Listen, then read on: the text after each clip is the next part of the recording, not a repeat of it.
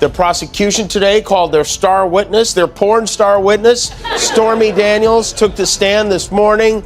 And for Donald, I can only imagine the nervous farting was off the charts. It was. Who would have imagined that this situation would find the farting Trump?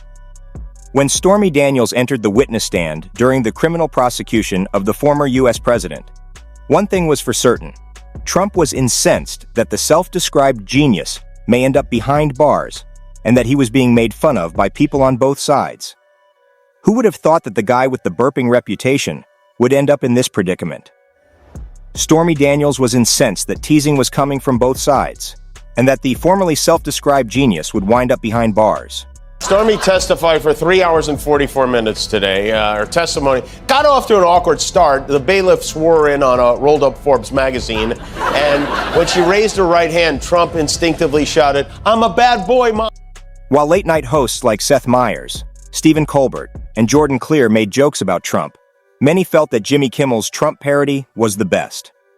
Stormy Daniels' explicit testimony was not accepted by the court. And Donald Trump has recently been dealing with legal issues, including the possibility of a jail sentence and a $9,000 fine for breaking a gag order. It was an exciting day in court for everyone.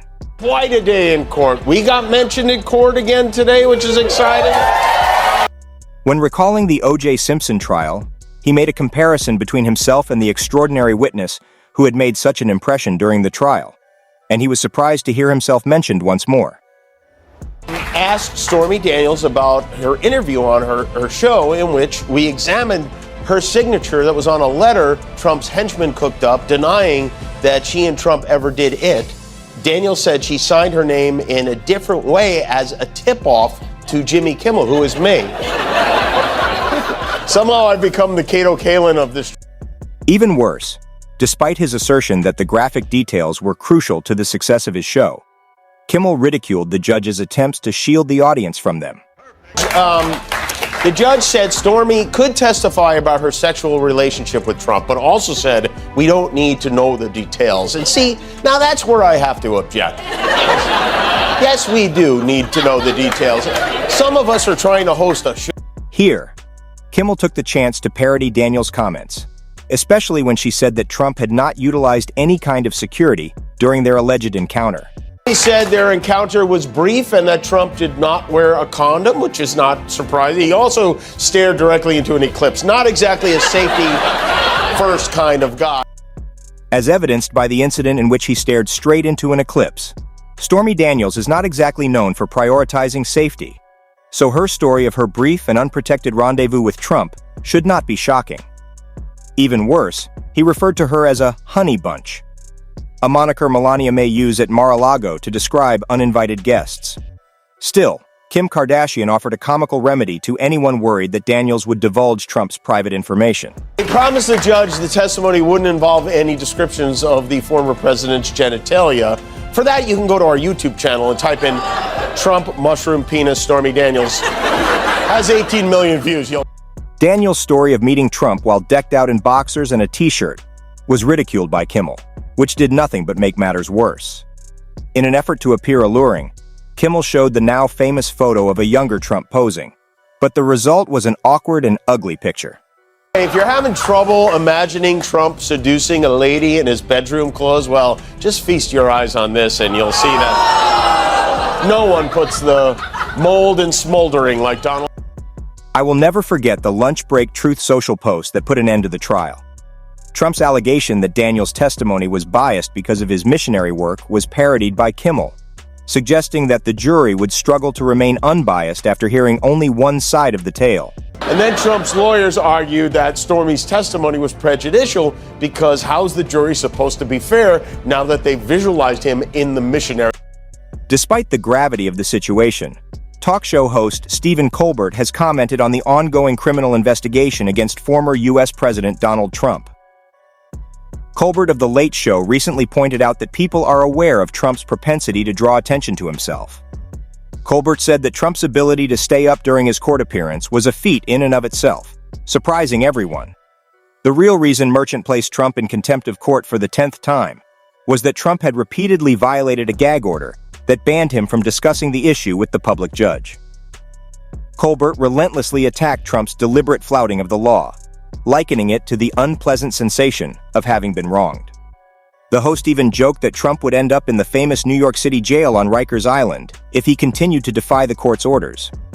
Despite the fact that Colbert's remarks are somewhat humorous and have made some people feel bad for the jail officer who will have to search for the former president, they nevertheless serve as a reminder of how crucial it is to protect the rule of law, regardless of a person's social standing or stature. Donald Trump could go to Rikers Island. My condolences to whichever prison guard has to conduct the cavity. Not only was President Donald Trump's dress unsuitable during a major court case, it also showed his blatant disregard for the law.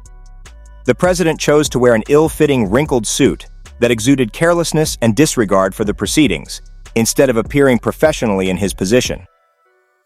The president's attire selection further highlighted the absurdity of his behavior during the court dispute.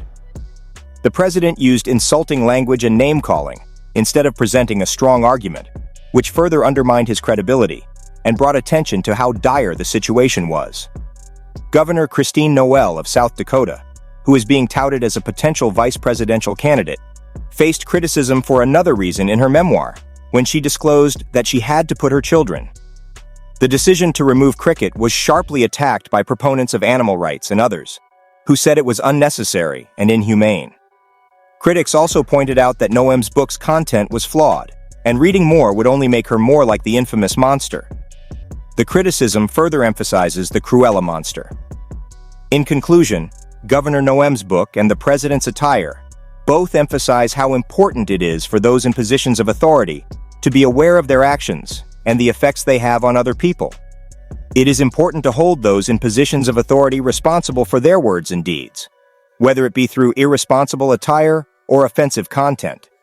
It's critical to use caution when posting anything in a public setting, particularly if one's behavior can be seen as controversial or disrespectful. What would I do if I was president on the first day in office in 2025? Thanks for asking. I happen to have a list. The first thing I do is make sure Joe Biden's dog was nowhere on the grounds. Commander, say hello to Cricket for me. That's your if I was president fantasy? What happens if she finds a genie's?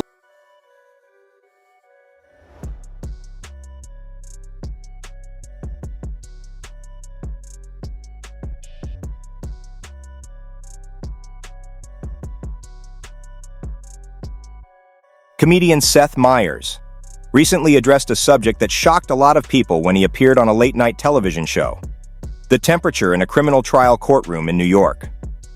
Meyers was quick to take issue with Donald Trump's comments about how cold the room was.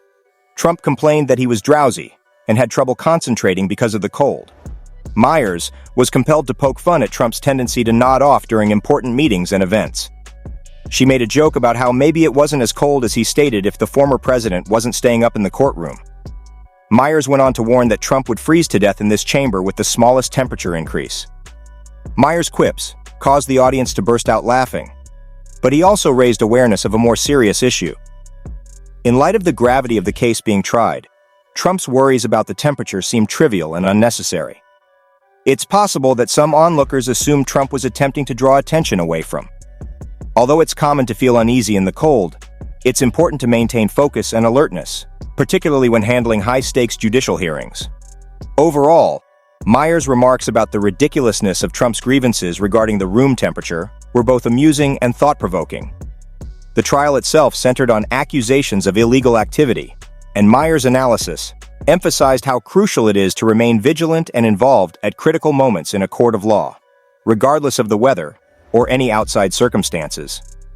Meyers-Drew's jokes not only highlighted the importance of paying attention and participating in the discussion at all times, but they also provided a much-needed diversion from the serious and tense mood. It can't be that cold if you keep dozing off. They're probably worried if they raise the thermostat 1 degree, you'll just go into a coma. Meyers highlighted the absurdity of the situation by drawing attention to the contradictory and unclear message, even in light of the possibility that Trump may be subject to legal action.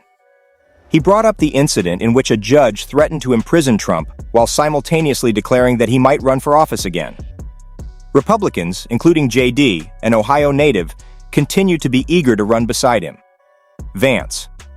By downplaying the danger that Mike Tenta faced during the Capitol riot look, Vance has generated controversy.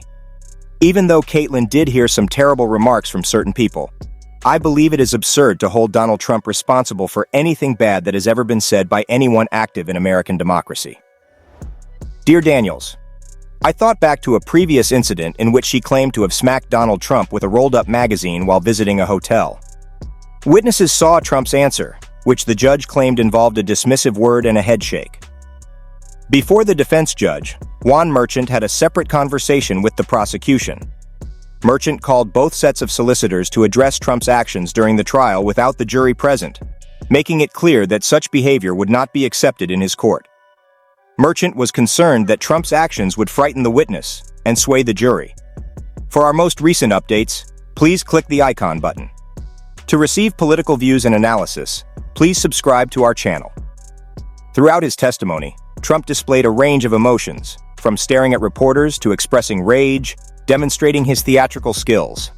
We appreciate your time and we look forward to seeing you again soon.